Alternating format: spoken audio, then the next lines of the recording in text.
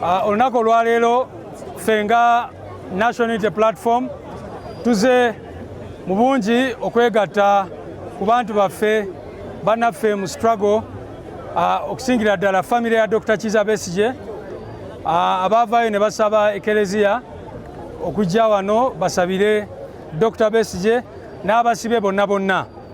Era nga bwe mulaba bano be tulina amabega waffe bano abantu be bamu ku ba victims abantu baabwe abali mu makomera.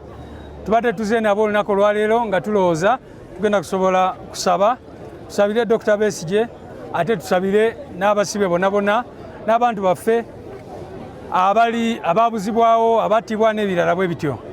Kyanaku nnyo General Museveni yawadde instructions ze muwulidde ekintu eky'obuswavu ennyo tukivumirira nesse kuvumirira yenna naye tulowooza nti bannayuganda bonna bategedde eggwanga lyaffe we liri we twogerera.